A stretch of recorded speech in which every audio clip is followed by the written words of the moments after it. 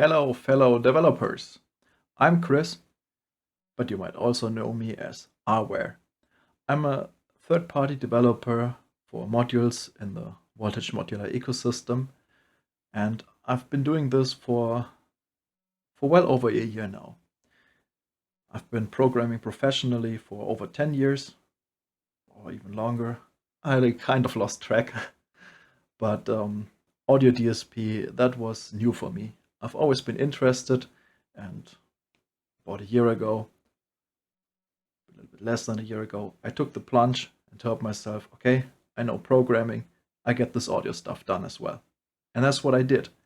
And I've put out a lot of modules in the meantime, a lot of things that I never thought I could accomplish, I've done in the meantime, which is awesome. And that's also thanks to a lot of developer friends in the ecosystem that helped me or pointed me in the right direction here and there. And I think the community is the biggest positive factor in Voltage Modular. That's why I'm willing to give back.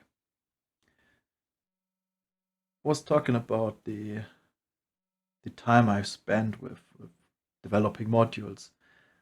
And during the time I developed my own library of DSP code. It's quite extensive. I've done massive amounts of research for oscillators, for oversampling, for filters, for just about anything that you can see in my modules and in the upcoming modules. And one of the first things that I stumbled across that I really wanted to get done for my modules was oversampling. And it's talked about a lot in the Voltage Modular community as well, because it's not that trivial, to be honest. It's one of those things when if you get it, you get it. And it then makes all sense and it starts to become easy. But when I started with this, it was nothing like easy. So that's why I've decided to open source parts of my DSP library to give to the community. This is my new project, ROpenLib, and it's the open source part of my RLib. Yes, I like to call things with R underscore prefix. Currently, as you can see, we have oversampling in here. Over the time, I will add more to this library. I will add. Honestly, I don't know what I'm going to add yet, but for now, oversampling is part of it. And I open source my IIR, that's infinite impulse response oversampling algorithms, so that you can use them in Voltage Modular, Designer, or in developing your modules. I put an MIT license on that. That means that you can use it for your private projects, and you can also use it for your commercial projects. Only obligation is you have to include my license notice. But you can read all about that in the license file. Let's dive in and have a quick look what ROpenLib is. So I've wrote this extensive description here. It's a DSP library for Voltage Modular, or in particular Voltage Modular Designer. You can download this code as a zip file, or you can use, of course, Git to integrate it into your projects. For now, we only have oversampling in here, as I said, but I will add more in the future. In the oversampling directory, we have the IIR oversampler, an interface for a processing function that is needed, that you need to give to the oversampler so that it can do its magic. We have the iOversampler, which is an interface for different oversamplers, and we have the no oversampler. So how this is supposed to work, the thoughts I put into the architecture is that you have different types of oversamplers. Infinite impulse response, finite impulse response, which I'm not open sourcing yet, my FIR linear phase, polyphase, FIR oversampling filters are, for now, they are exclusive to hardware. But the IIR oversamplers work just as good. They're just not linear phase. Yeah. So depending on what type of oversampler you have, you instantiate an RI oversampler object, and that is then an IIR oversampler or a no oversampler. No oversampler is for when you have an option to select no oversampling, but you still need to have the architecture and the code equipped to accommodate for an oversampler. Let's put it this way. And also for each category, I plan to include an example. This is a simple vmod file. Vmods can be opened with VMD, the Voltage Modular Designer. That shows you a quick example of how to implement and how to use the library code in the directory. So with that being said, let's jump into Voltage Modular Designer and have a look. Here I have the example from the repository.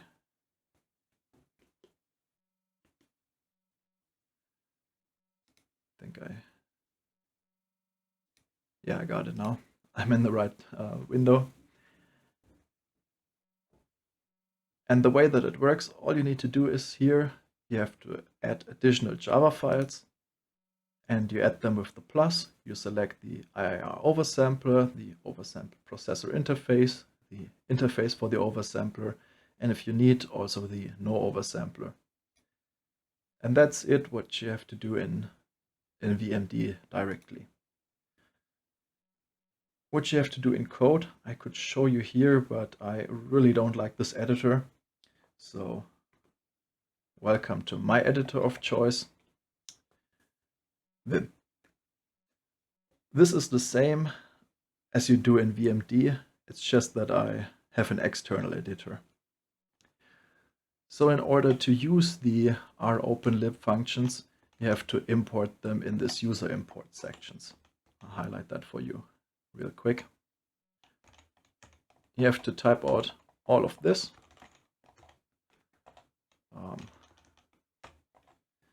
It's the package name from here. And since I want to use all components that are in this package, I just type dot and this star so that it imports the IIR oversampler and the oversampling interface and the oversample processor interface. So far for setup. That's all you need to be able to use these classes and functions. Now, how do you actually use the oversampling? I'm glad you asked. Okay, let's go to the bottom of the file. Here we have user code and variables. And here I have a smooth value, that's VMD stuff, for the one knob I have. And I have a hard clip processor, which I'm going to talk about in a second. And I have the RI oversampler. I need an object of the I oversampling interface.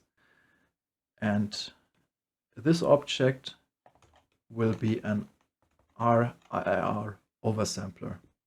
That's pretty difficult to spell so many times in a row. Never mind, I digress.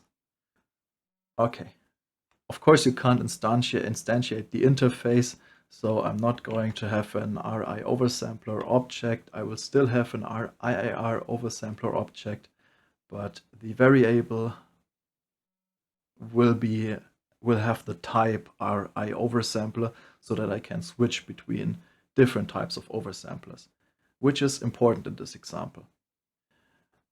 For now, we will ignore the rest here and see how this is instantiated. As I already told you, I will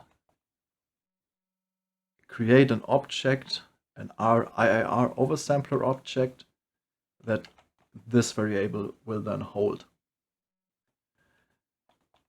And I need to pass the sample rate, which the base sample rate, which in voltage modular will be values with a capital V dot sample rate that has a capital S and a capital R.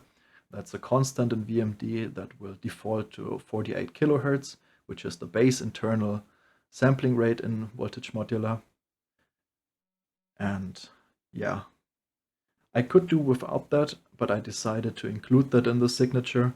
So if ever Cherry Audio decides to offer different sampling rates or to offer other oversampling options in voltage modular, that this does not need to change. The second parameter is the factor. You can see the function signature over here as well. It's the oversampling factor. I restricted it to powers of 2, which does not matter too much for the IIR oversampler, but for the FIR oversampler, it starts to make lots of sense. We will get to that in the future sometimes. For now, just use even number factors for oversampling. The third parameter is the cutoff frequency. So basically how oversampling works is you double or triple or not triple but quadruple, or more general, you multiply the sample rate, the base sample rate, with a factor. Let's take 2 as an example. So with the base sampling rate of 48 kilohertz times 2, we end up with a new sampling rate of 69 kilohertz. That means that for every sample that your module will process, you actually need to process 2 samples, because now you're running at 2 times the sampling rate, so each initial sample will be 2 samples. And to get from 1 sample to 2 samples, you need to interpolate. We're doing this with an IIR filter.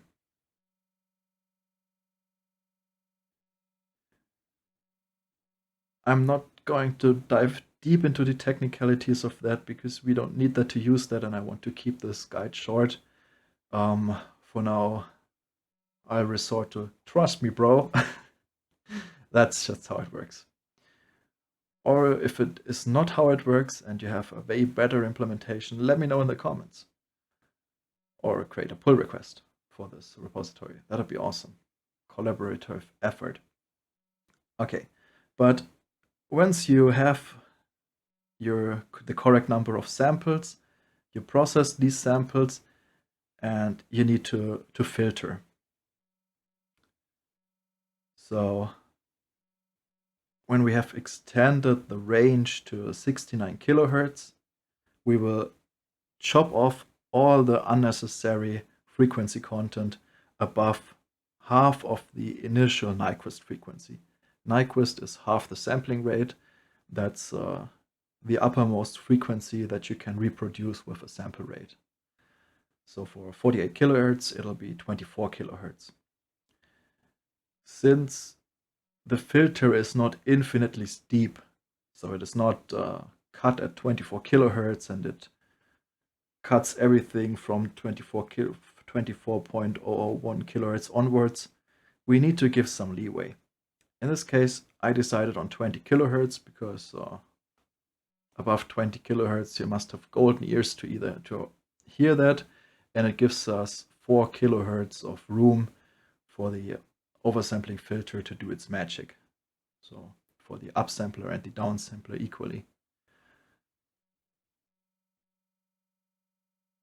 Once we have our upsampled signal, maybe we can go into this oversampling class to see what's going on. So we have this upsampler here that is going to process each sample for the number of times that the oversampling factor gives. In fact, it processes the actual value in the first iteration, and then we zero stuff. So we feed in lots of zeros. And at first, that doesn't make any sense at all. But if you think about how the signal is represented, it starts to make sense. So at the initial sample rate of 48 kilohertz, we have sample points, and we have 48,000 sample points per second. And what's in between the sample points? Nothing. We do not have information, and there is actually nothing. Sample points are direct impulses. At this sample point, we have that value, and if we go just a little bit to the right or left, but not to the next sample point, there is nothing.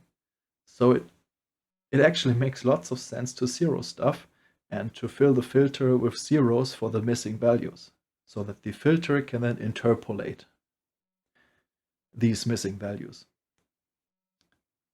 And that's what's happening in the upsampler. So we interpolate and filter all in once, so that we do not produce frequencies above Nyquist, about the initial Nyquist. Then this processor stuff keeps happening. The processor is an object that you put into this function that holds your actual processing function. You need to encapsulate this in a instance of this interface, so that the process function can be kept as simple as this. And once we're done with this, we need to downsample. So now we're at 69 kilohertz in our example. That means we have 2 samples per actual sample. We need to combine these 2 samples, interpolate again, and filter again to get down to 1 sample again. And that's done with the downsampler. In case of the IIR oversampler, it is not the same filter, but the same type of filter. So upsampler is one instance of a resonant stacked biquad low-pass filter, and downsampler is another instance of a resonant stacked biquad low-pass filter. And when we have done that, we need to do that for each new sample. We get our oversampled result. That was a lot of setup. I hope it made sense. I'm improvising this tutorial. Okay. So let's see how it is actually used. Here we are in process sample. That function gets called 48,000 times per second, because voltage modular has an internal sample rate of 48 kilohertz. Again, we get the input value, and I like to scale everything from in the range of -1 to +1. So voltage modular has a range from -5 volts to +5 volts. To make it easy on myself, I multiply that with 0.2. 0.2 times 5 is 1. 0.2 times -5 is -1. So I get a scale from -1 to 1. That makes it a little bit easier to deal with transfer functions and stuff that are usually in the range of -1 to +1. So, for example, the ominous tan-h function is in the range of -1 to +1. Every transfer function I design is laid out in the range from -1 to +1. That oftentimes gives better values, better rounding values. And the hard clipper I use here as an example also is in the range from -1 to +1. So it makes sense to scale the input value down and scale it back up at the output. Okay. We have to drive the signal, or we do not have to, but we want to for this module, to drive the processor, in this case the hard clipper, to see the oversamplers working. And now we just invoke our oversampling object's process function. We pass the value that we get, and we pass the processor object. Now it's the time to talk about the processor object. Okay. I need to have an instance of an RI oversampled processor interface implementation. And the easiest way to do that is just to wrap my desired function or desired procedure that I want to oversample in a wrapper class like this. So like all of this.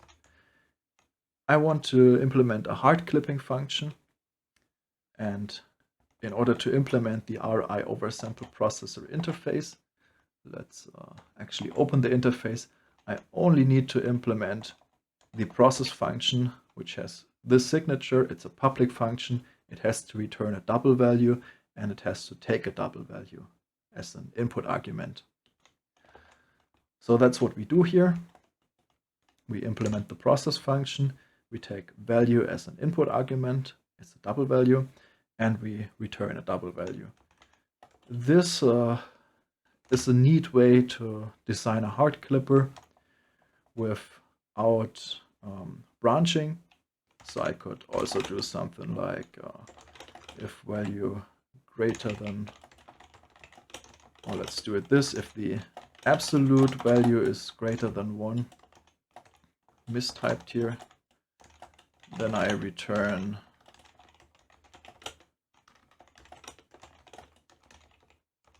the sign of the value.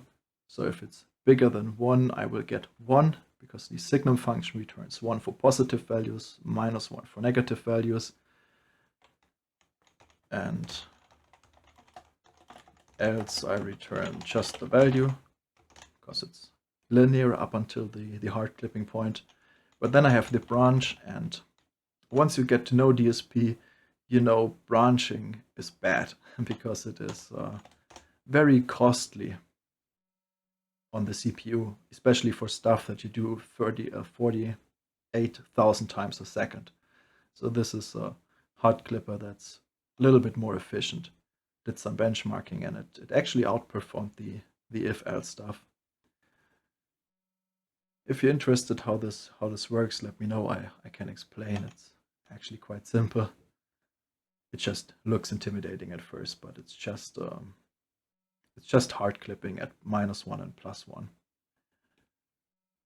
Once we have wrapped this function in the process function of our I oversample processor implementation, so here we have this class, and we create an object that I called mProcessor. Here we created this, and now I'm able, in the process sample function, to pass that processor onto the process function of the oversampler. And again, what's happening in the oversampler is we call the process function of this processor in between the up and down sampler. So whatever the process function of the oversampled processor does is being oversampled. And be mindful, you need to accommodate for that. So if you have a filter, for instance, in there that mostly depends on the sample rate, because the filter frequency is normalized to the range -0 to 1. So 0 would be 0 Hertz and 1 would be your sample rate. Then you have to adapt for that. You have to tell the filter, oh, your sample rate has changed. Now I'm oversampling you. So half of the frequency is no longer half of the frequency, but is now, in the case of 2 times oversampling, a quarter of the frequency. That's just a word of warning that you need to make sure that all your processing functions are adapted to changed sample rates. That's especially the case for filters. All right. The oversampler takes care of everything of the oversampling and stuff, and just takes your value, oversamples it, applies the processing, downsamples it, and spits out the value again that you can then use further. In our case, we do not use it further. We just scale it up back to the -5 to +5 volt range and output it. Okay. Before we look at the example, let's have a look at how we can change the oversampling rate. For this, if we go back to the voltage modular designer for a second, I have this switch. It's the oversampling factor switch. I just called it like that. It has 5 states. And back to the code. In our notify function for this module, I implemented the evaluation of the switch, which ends up in instantiating different oversampling factors for the oversampler. So at the leftmost position, the switch will give a value of 0, which I interpret as no oversampling. Now I cannot tell the oversampler not to do any oversampling because I cannot configure 0 filters. It wouldn't work in this case. It would work with the process function I just see, but it wouldn't work with the filters. And in order to spare expensive branching and conditionals in the oversampler, we just instantiate different objects. And in this case, for no oversampling, we instantiate a no oversampler object that also adheres to the same iOversampler interface. Let's have a look at the no oversampler. The no oversampler ignores everything, just invokes the processor's process function and returns whatever is the result of that. If we want to do actual oversampling, we just instantiate our IIR oversampler objects with the module sample rate, base sample rate, an oversampling factor, and a cutoff frequency for our Nyquist cutoff. And for different oversampling factors, I just put in different oversampling factors in the constructor of this object. So here we have oversampling, 2 times oversampling, 4 times oversampling, 8 times, and 16 times oversampling. We could have done this dynamically, but I decided against that. We would need to instantiate new filters either way. So how the IIR oversampler is structured, the filter is baked into this class. So the filter class is inside of the actual class. We do not need to use it elsewhere. And for the sake of including the least number of files possible in VMD, I decided to add it to the oversampling class directly. And it is optimized for performance.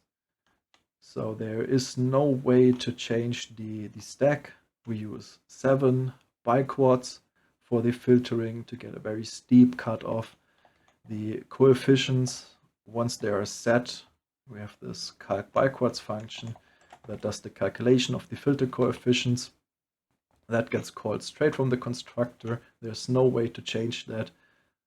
We make it very easy for the JIT compiler in the Java runtime to optimize this class. If I were to allow for dynamically setting different oversampling factors, I would need to allow for the filter to be changed on the fly as well. And with a new sampling rate, new coefficients would need to be calculated, and there wouldn't be so much optimization potential for the JIT compiler or the runtime environment at all. And since we would need to instantiate new objects either way, it doesn't matter that we need to create a new object for the iOversampler when the oversampling factor changes. Another thought about this is that consider when you are changing the oversampling factor. You're not doing that constantly. You're probably setting that once, deciding on a factor, and then you're calling it a day and leave it at that. You will not have that as an automatable parameter or beware as CV modulatable parameter. That would make no sense, to be honest. So it's okay to copy an object and spend some cost in instantiating the oversamplers, but save a lot of cost where it actually matters, and that is the process function. All right, so let's get back to Voltage Modular Designer. Let's switch to full screen for this, and let's actually have a look at how this oversampler performs.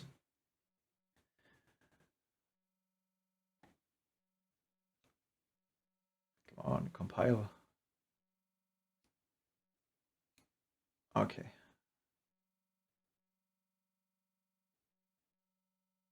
Takes a little while. Okay. Here is my little test setup. I have partial oscillator because it's the cleanest sine wave in all of VM. I have a little bit of gaining, and I have the oversampler. Let's turn on drive. To evaluate the aliasing performance, I have span. This is a spectrum analyzer with a very high resolution. I have set it so that it shows lots of frequency bands. It goes down to minus 180 decibels. We can see the noise floor of the double precision calculations here. That is inevitable. And if I start with 0 oversampling, no oversampling, and start to drive the hard clipper, we can see that the frequencies that are reflected, these are these side bands here next to the bigger frequency bins. Is it bins? In the context of the spectrum analysis, it is bins. Never mind. The higher we go with the drive, the more prominent this aliasing will be. That is the reflected frequencies. And if we go really hard overboard, lots of aliasing in there. Let's dial that back and have only the drive of the module. Now if we set it to 2 times oversampling, we can see it's already a lot better. The drawback of this a lot better is that we now have a small roll-off at 20 kilohertz. Yes, 20 kilohertz, because we set the oversamplers to cut away frequencies above 20 kilohertz. Let's see, 4 times. That's even better. 8 times. That's really good. And 16 times. Amazing. We're down to, let's say, minus 132 decibels, which is definitely nothing you can hear in a track. So this very, very simple hard clipper that just has a discontinuity at -1 and +1, or respectively at -5 volts input to +5 volts input, is now reasonably high quality. Compare that to no oversampling. Yeah, definitely. And if we drive it really hard,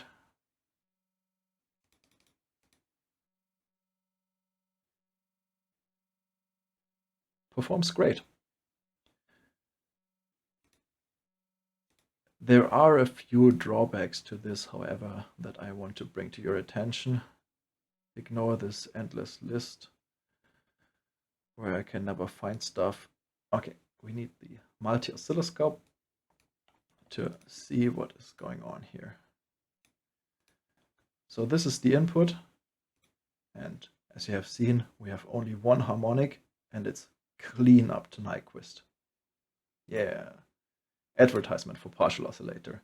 It's a really good oscillator, in my opinion. But I'm obviously biased. Okay, turn that back to no oversampling, and we can see with all of that gain, we have turned the sine wave into a perfect square wave. Now if I turn up oversampling, we can see these little tiny, can I zoom in more? This tiny thing here and this tiny thing here. That is called the Gibbs phenomenon.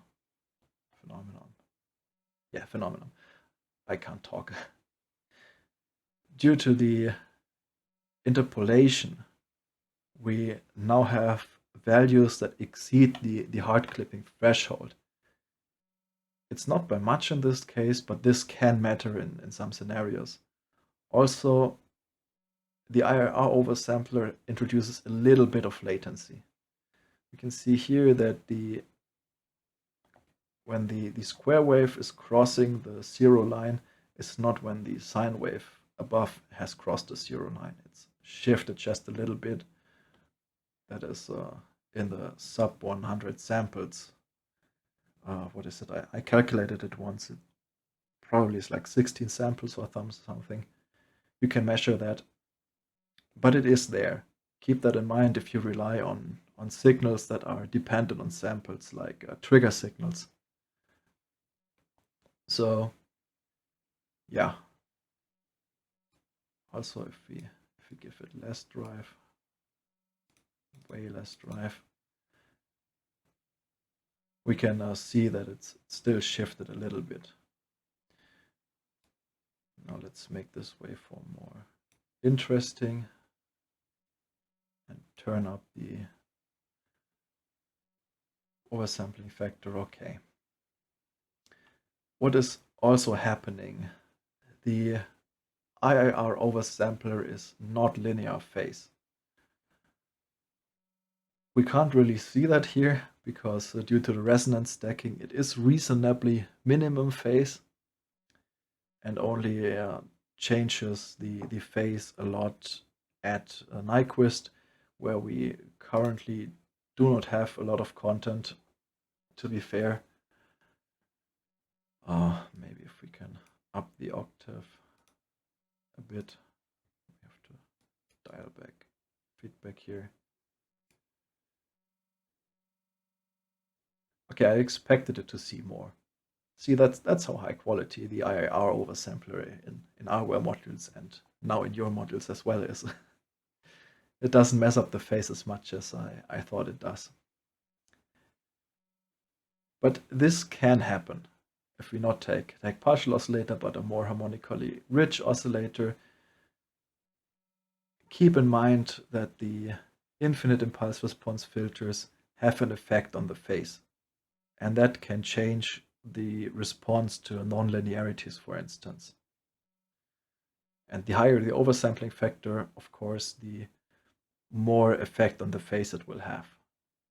Do we see a... Well, besides the little latency that's introduced, I don't actually see in the scope a difference in the phase response.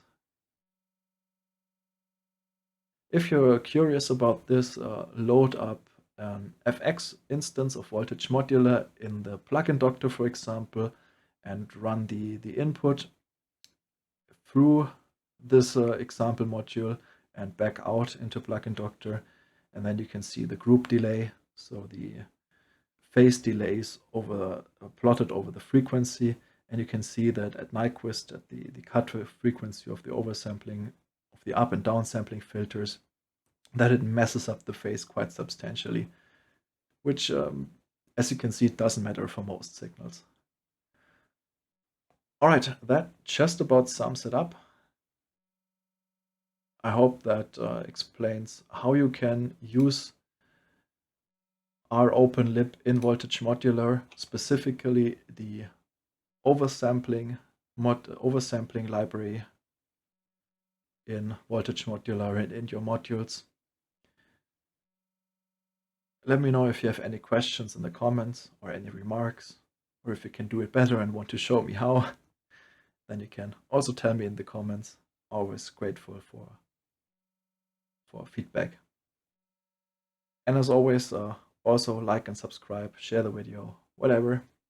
Bye.